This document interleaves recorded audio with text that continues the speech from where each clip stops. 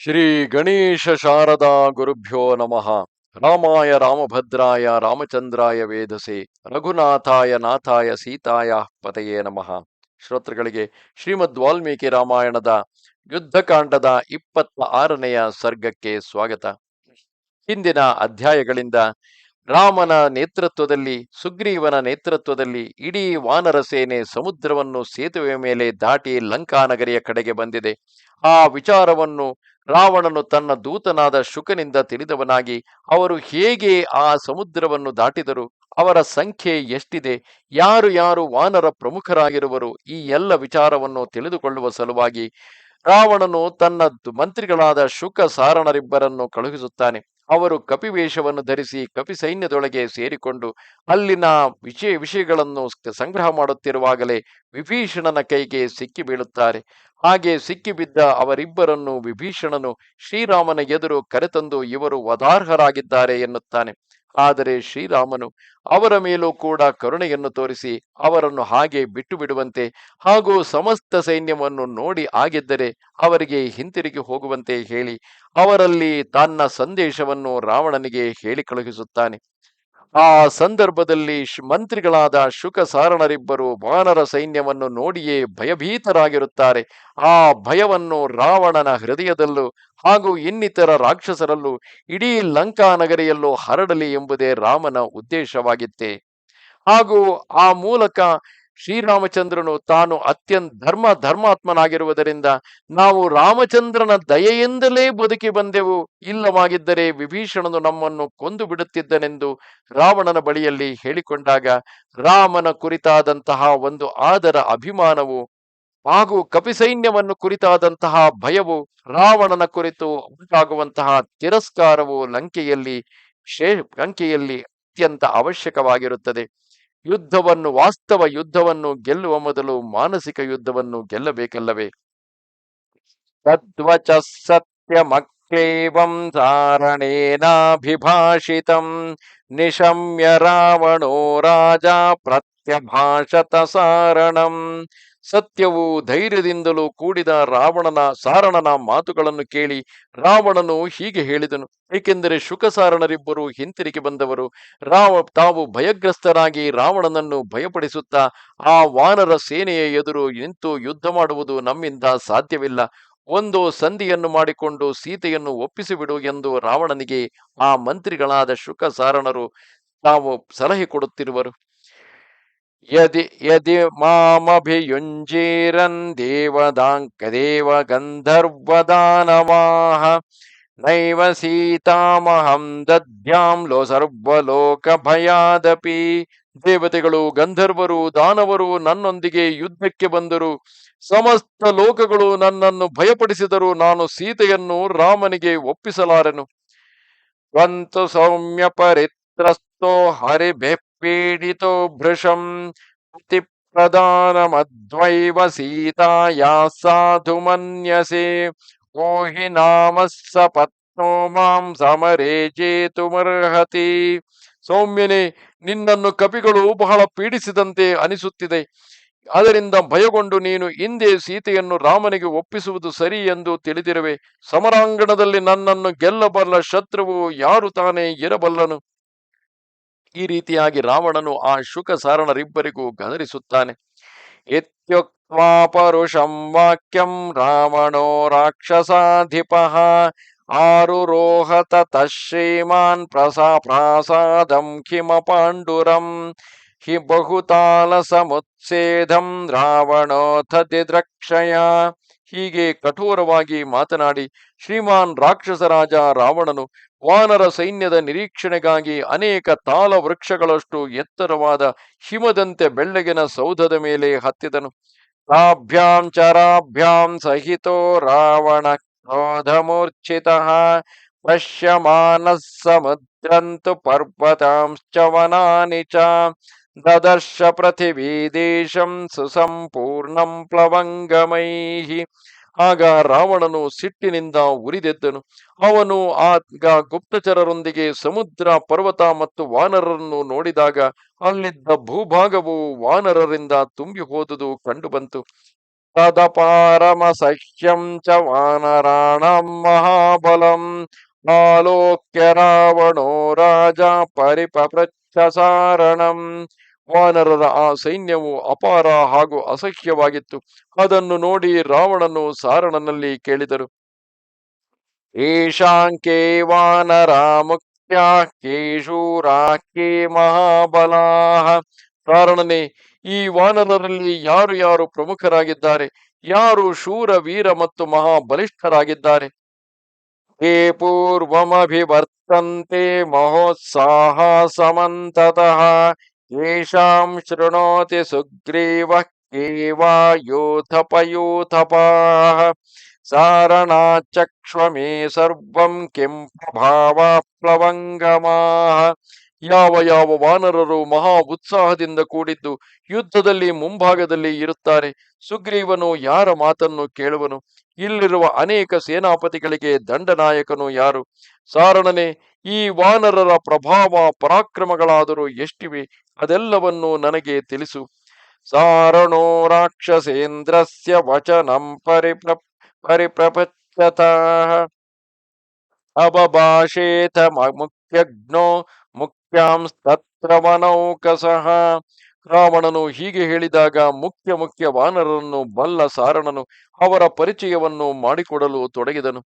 ಏಷ ಯೋಭಿಮುಖೋ ಲಂಕಾಂ ನರ್ದಂಸ್ತಿಷ್ಠತಿ ವಾನರಃ ಯೂಥಪಾನಾಂ ಸಹಸ್ರಾಣಾಂ ಶತೇನ ಪರಿವಾರಿತಃ ಯಸ್ಯ ಘೋಷೇಣ ಮಹತಾ ಸಪ್ರಾಕಾರ ಸತೋರಣ ಲಂಕಾ ಪ್ರತಿಹತಾ ಸರ್ವಾ ಸಶೈಲಮನಕಾನನ ಸರ್ವಶಾಖಾಮೃಗೇಂದ್ರಸ್ಯ ಸುಗ್ರೀವಸ್ಯ ಮಹಾತ್ಮನಃ ಬಲಾಗ್ರೇ ತಿಷ್ಠತೆ ವೀರೋ ನೀಲೋ ನಾಮೈಷಯೂಥಪಃ.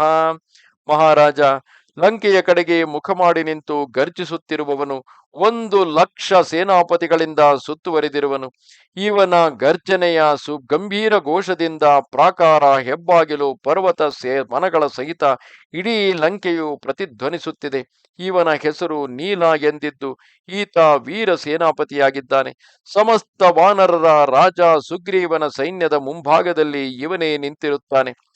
ಬಾಹು ಪ್ರಗೃಹ್ಯ ಯಃ ಪದ್ಭ್ಯಾಂ ಮಹೀಂ ಗಚ್ಚತಿ ವೀರ್ಯವಾನ್ ಲಂಕಾಮಭಿಮುಖ ಕೋಪಾದಭೀಕ್ಷ್ಣಂ ಚ ವಿಜೃಂಭತೆ ಗಿರಿಶೃಂಗ ಪ್ರತೀಕಾಶ ಪದ್ಮ ಕಿಂಜಲ್ಕ ಸನ್ನಿಭಃ ಸ್ಫೋಟಯತ್ಯತಿ ಸಂರಬ್ಧೋ ಲಾಂಗೂಲಂ ಚ ಪುನಃ ಪುನಃ ಯಸ್ಯ ಲಾಂಗೂಲ ಶಬ್ದೇನ ಸ್ವನಂತಿ ಪ್ರದಿಶೋ ದಶ ಏಷ ವಾನರ ರಾಜೇನ ಸುಗ್ರೀವೇಣಾಭಿಷೇಚಿತಃ ಯುವರಾಜೋಂಗದೋ ನಾಮ ತ್ವಾಮಾಹ್ವಯತಿ ಸಂಯುಗಿ. ಅಲ್ಲಿ ನೋಡು, ಅಲ್ಲೊಬ್ಬ ವಾನರ ಶ್ರೇಷ್ಠನು ಕೈಗಳಿಂದ ಬಾಹುಗಳನ್ನು ಹಿಡಿದುಕೊಂಡು ದಾಪುಗಾಲು ಹಾಕುತ್ತಾ ಅತ್ತಿಂದಿತ್ತ ಸಂಚರಿಸುತ್ತಿದ್ದಾನೆ. ಲಂಕೆಯ ಕಡೆಗೆ ಮುಖ ಮಾಡಿ ಕೋಪದಿಂದ ಪದೇ ಪದೇ ಉಬ್ಬುತ್ತಿದ್ದಾನೆ. ಪರ್ವತ ಶಿಖರದಂತೆ ಎತ್ತರವಾಗಿದ್ದು ಅವನ ಮೈ ಬಣ್ಣ ತಾವರೆಯ ಎಸಳಿನಂತಿದೆ. ರೋಷದಿಂದ ತನ್ನ ಬಾಲವನ್ನು ಪದೇ ಪದೇ ನೆಲಕ್ಕೆ ಅಪ್ಪಳಿಸುತ್ತಿದ್ದಾನೆ. ಆ ಶಬ್ದವು ದಶದಿಕ್ಕುಗಳಲ್ಲಿಯೂ ಪ್ರತಿಧ್ವನಿಸುತ್ತಿದೆ. ಇವನೇ ಯುವರಾಜ ಅಂಗದನಾಗಿದ್ದಾನೆ. ವಾನರ ರಾಜ ಸುಗ್ರೀವನು ಇವನನ್ನು ಯುವರಾಜನನ್ನಾಗಿಸಿದ್ದಾನೆ. ಇವನು ನಿಮ್ಮನ್ನು ಯುದ್ಧಕ್ಕಾಗಿ ಆಹ್ವಾನಿಸುತ್ತಿದ್ದಾನೆ. ವಾಲಿನಃ ಸದೃಶಃ ಪುತ್ರ ಸುಗ್ರೀವಸ್ಯ ಸದಾ ಪ್ರಿಯಃ ರಾಘವಾರ್ಥೇ ಪರಾಕ್ರಾಂತ ಚಕ್ರಾರ್ಥೇ ವರುಣೋ ಯಥಾ. ವಾಲಿಯ ಈ ಪುತ್ರನು ತನ್ನ ತಂದೆಯಂತೆಯೇ ಮಹಾಬಲಶಾಲಿಯಾಗಿದ್ದಾನೆ. ಸುಗ್ರೀವನಿಗೆ ಇವನು ಸದಾ ಪ್ರಿಯನಾಗಿದ್ದಾನೆ. ವರುಣನು ಇಂದ್ರನಿಗಾಗಿ ಪರಾಕ್ರಮವನ್ನು ಪ್ರಕಟಿಸುವಂತೆಯೇ ಇವನು ಶ್ರೀರಾಮನಿಗಾಗಿ ತನ್ನ ಪರಾಕ್ರಮವನ್ನು ಪ್ರಕಟಿಸಲು ಸಿದ್ಧನಾಗಿ ನಿಂತಿದ್ದಾನೆ. ಏತಸ್ಯ ಸಾಮತಿ ಸರ್ವಾ ಯದ್ ದೃಷ್ಟಾ ಜನಕಾತ್ಮಜ ಹನುಮತಾ ವೇಗವತಾ ರಾಘವಸ್ಯ ಹಿತೈಷಿಣ. ರಾಘವನ ಹಿತೈಷಿಯಾದ ವೇಗಶಾಲಿ ಹನುಮಂತನು ಇಲ್ಲಿಗೆ ಬಂದು ಸೀತೆಯನ್ನು ನೋಡಿಕೊಂಡು ಹೋಗಲು ಈ ಅಂಗದನ ಕುಶಲ ಬುದ್ಧಿಯೇ ಕಾರಣವಾಗಿತ್ತು. ದಕ್ಷಿಣಕ್ಕೆ ಹೊರಟಂತಹ ಸೀತೆಯನ್ನು ಹುಡುಕಿಕೊಂಡು ಹೊರಟಂತಹ ವಾನರ ಸೇನೆಗೆ ಅಂಗದನೇ ಪ್ರಮುಖನಾಗಿದ್ದನಲ್ಲವೇ? ಬಹೂನಿ ವಾನರೇಂದ್ರಾಣಾಮೇಷ ಯೂಥಾನಿ ವೀರ್ಯಮಾಂ ಪರಿಗೃಹ್ಯಾಭಿಯಾತಿ ತ್ವಾಂ ಸೇನಾ ಸ್ವೇನಾನೀಕೇನ ಮರ್ದಿತುಂ.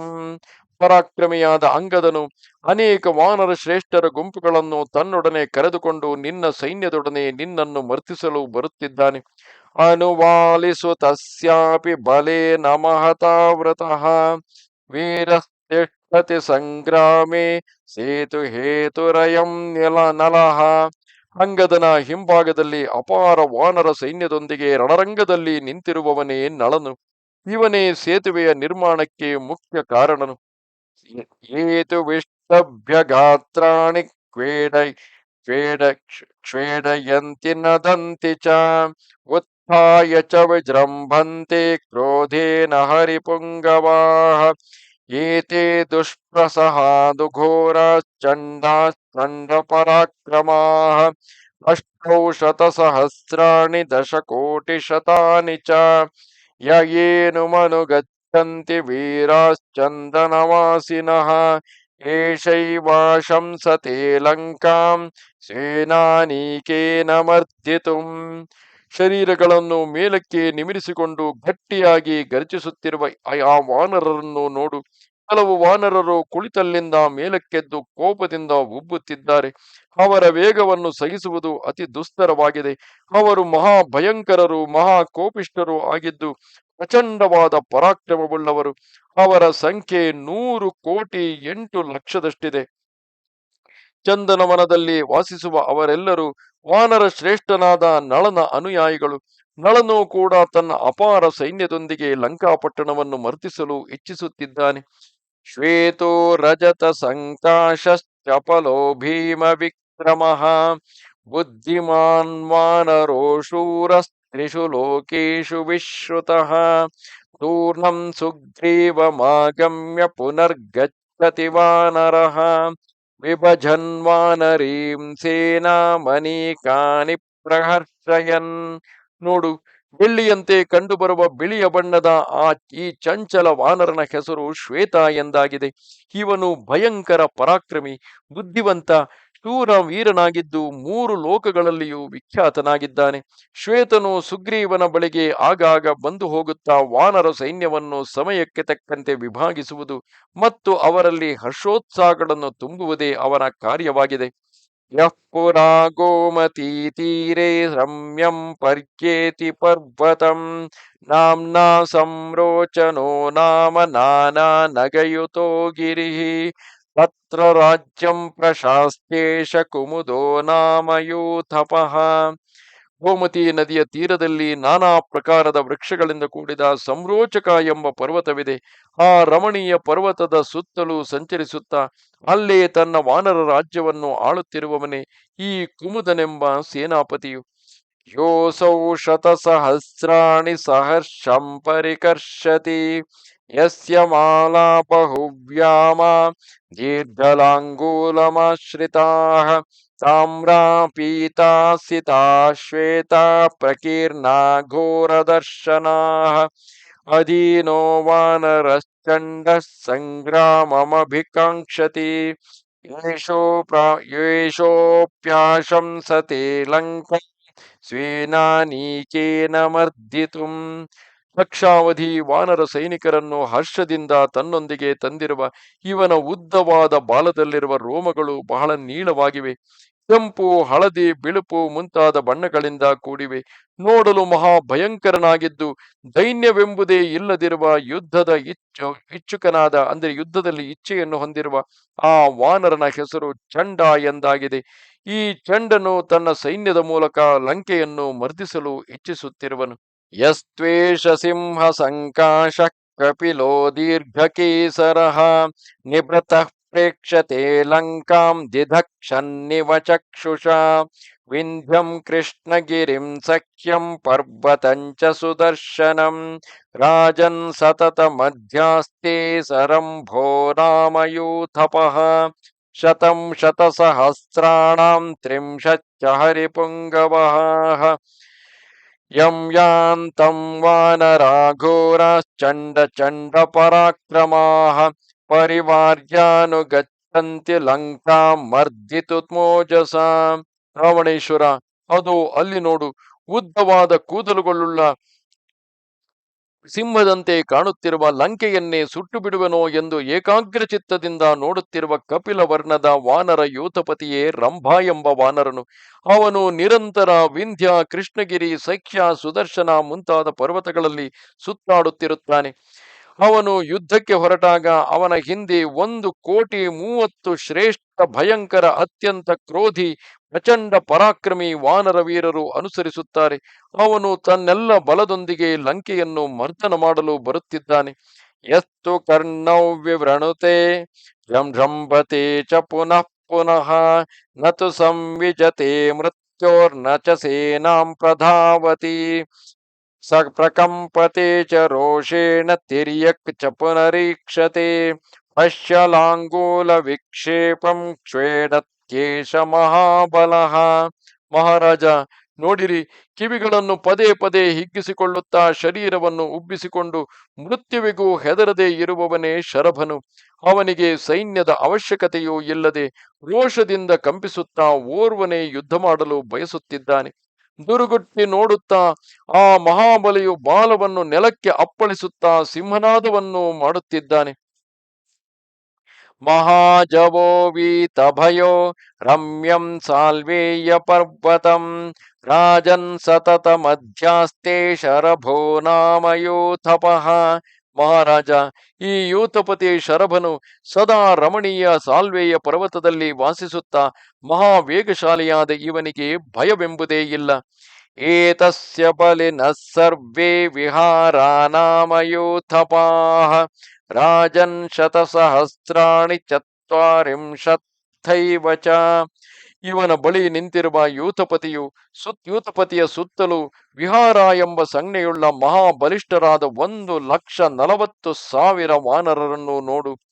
ಯಸ್ತು ಮೇಘ ಇವಾಕಾಶಂ ಮಹಾನಾವೃತ್ಯ ತಿಷ್ಠತಿ ಮಧ್ಯೆ ವಾನರ ವೀರಾಣಾಂ ಸುರಾಣಾಮಿವ ವಾಸವಃ ಭೇರೀಣಾಮಿವ ಸನ್ನಾದೋ ಯಸ್ಯೈಷ ಶ್ರೂಯತೆ ಮಹಾನ್ ಘೋಷಶಾಖಾ ಮೃಗೇಂದ್ರಾಣಾಂ ಸಂಗ್ರಾಮಮಭಿಕಾಂಕ್ಷತಾಂ ಏಷ ಪರ್ವತ ಮಧ್ಯಾಸ್ತೆ ಪಾರಿಯಾತ್ರಾಮನುತ್ತಮಂ ಯುದ್ಧೇ ದುಷ್ಪ್ರಸಹೋ ನಿತ್ಯಂ ತನಸೋ ನಾಮಯೂಥಪಃ ಏನಂ ಶತಸಹಸ್ರಾಣಿ ಶತಾರ್ಧಂ ಪರ್ಯುಪಾಸತೆ ಯೂಥಪ ಶ್ರೇಷ್ಠಂ ಯೇಷಾಂ ಯೂಥಾನಿ ಭಾಗಶಃ. ಅತ್ತ ಕಡೆ ನೋಡು, ಮಹಾಕಾಯನಾದ ಆ ವಾನರ ಶ್ರೇಷ್ಠನು ಮೇಘವು ಆಕಾಶವನ್ನು ಆವರಿಸಿರುವಂತೆ ವಿಶಾಲ ಪ್ರದೇಶವನ್ನು ಆವರಿಸಿ ನಿಂತಿರುವನು. ವಾನರರ ನಡುವೆ ನಿಂತಿರುವ ಅವನು ದೇವತೆಗಳ ಮಧ್ಯದಲ್ಲಿರುವ ಇಂದ್ರನಂತೆ ಕಾಣುತ್ತಿದ್ದಾನೆ. ಅವನು ಮಾಡುವ ಗರ್ಜನೆ ಅನೇಕ ಭೇರಿಗಳ ನಿನಾದದಂತೆ ಕೇಳಿಬರುತ್ತದೆ. ಯುದ್ಧದಲ್ಲಿ ದುಸ್ಸಹನಾದ ಇವನು ಪನಸ ಎಂಬ ಹೆಸರಿನಿಂದ ಪ್ರಸಿದ್ಧನಾಗಿದ್ದಾನೆ. ಪಾರಿಯಾತ್ತರ ಪರ್ವತದಲ್ಲಿ ಇವನು ವಾಸಿಸುತ್ತಾನೆ. ಯೂಥಪತಿಗಳಲ್ಲಿ ಶ್ರೇಷ್ಠನಾದ ಪನಸನ ಅಧೀನ 50 ಲಕ್ಷ ಸೇನಾಪತಿಗಳು ಇರುತ್ತಾರೆ. ಇವರು ತಮ್ಮ ತಮ್ಮದಾದ ತುಕಡಿಗಳನ್ನು ಬೇರೆ ಬೇರೆಯಾಗಿ ಹೊಂದಿರುತ್ತಾರೆ. ಯಸ್ತು ಭೀಮಾಂ ಪ್ರಬಲ್ಗಂತೀಂ ಚಮೋಂ ತಿಷ್ಠತಿ ಶೋಭಯನ್ ಸ್ಥಿತಾಂ ತೀರೆ ಸಮುದ್ರಸ್ಯ ದ್ವಿತೀವಯಿವ ಸಾಗರಃ ಏಷ ದುರ್ಧರ ಸಂಕಾಶೋ ವಿನತೋ ನಾಮಯೂಥಪಃ ಪಿಬಂಶ್ಚರತಿ ಯೋ ವೇಣಾಂ ನದೀನಾಮುತ್ತಮಾಂ ನದೀಂ ಷಷ್ಟಿಶತಸಹಸ್ರಾಣಿ ಬಲಮಸ್ಯ ಪ್ಲವಂಗಮಾಃ. ಸಮುದ್ರ ತೀರದಲ್ಲಿ ಕುಣಿದಾಡುತ್ತಿರುವ ಭಯಂಕರವಾದ ಸೈನ್ಯವನ್ನು ಶೋಭಾಯಮಾನಗೊಳಿಸುತ್ತಾ ಮತ್ತೊಂದು ಸಮುದ್ರದಂತೆ ಕಾಣುವ ದುರ್ಧರ ಪರ್ವತಕ್ಕೆ ಸಮಾನನಾದ ಅಲ್ಲಿ ಕಾಣುವ ದಳಪತಿಯು ವಿನತ ಎಂಬ ಪ್ರಸಿದ್ಧ ವಾನರನಾಗಿದ್ದಾನೆ. ಅವನು ನದಿಗಳಲ್ಲಿ ಶ್ರೇಷ್ಠವಾದ ವೇಣಾ ನದಿಯ ನೀರನ್ನು ಕುಡಿಯುತ್ತಾ ವಿಚರಿಸುತ್ತಿರುವ ಇವನೊಡನೆ 60 ಲಕ್ಷ ವಾನರ ಸೈನಿಕರಿದ್ದಾರೆ. ತ್ವಾಮಾಹ್ವಯತಿ ಯುದ್ಧಾಯ ಕ್ರೋಧನೋ ನಾಮ ವಾನರಃ ವಿಕ್ರಾಂತಾ ಬಲವಂತಶ್ಚ ಯಥಾ ಯೂಥಾನಿ ಭಾಗಶಃ. ಅಲ್ಲಿ ಕಾಣುತ್ತಿರುವವನೇ ಕ್ರೋಧನ ಎಂಬ ವಾನರ ಶ್ರೇಷ್ಠನು. ಅವನು ಕೂಡ ನಿಮ್ಮನ್ನು ಯುದ್ಧಕ್ಕಾಗಿ ಆಹ್ವಾನಿಸುತ್ತಿದ್ದಾನೆ. ಅವನ ಬಳಿ ಮಹಾಪರಾಕ್ರಮಿಗಳಾದ ಮತ್ತು ಬಲಿಷ್ಠರಾದ ಅನೇಕ ದಳಪತಿಗಳಿದ್ದಾರೆ. ಅವರ ಅಧೀನದಲ್ಲಿಯೂ ಬೇರೆ ಬೇರೆ ಅನೇಕ ತುಕಡಿಗಳ ವಾನರ ಸೈನ್ಯವಿದೆ. ಯಸ್ತು ಗೈರಿಕ ವರ್ಣಾಭಂ ವಪುಃ ಪುಷ್ಯತಿ ವಾನರಃ ಅವಮತ್ಯ ಸದಾ ಸರ್ವಾನ್ ವಾನರಾನ್ ಬಲದರ್ಪಿತಃ ಗವಯೋ ನಾಮ ತೇಜಸ್ವಿ ತ್ವಾಂ ಕ್ರೋಧಾದಭಿವರ್ತತೆ ಏನಂ ಶತಸಹಸ್ರಾಣಿ ಸಪ್ತತಿ ಪರ್ಯುಪಾಸತೆ ಏಷೈವಾಶಂಸತೆ ಲಂಕಾಂ ಸ್ವೇನಾನೀಕೇನ ಮರ್ದಿತುಂ.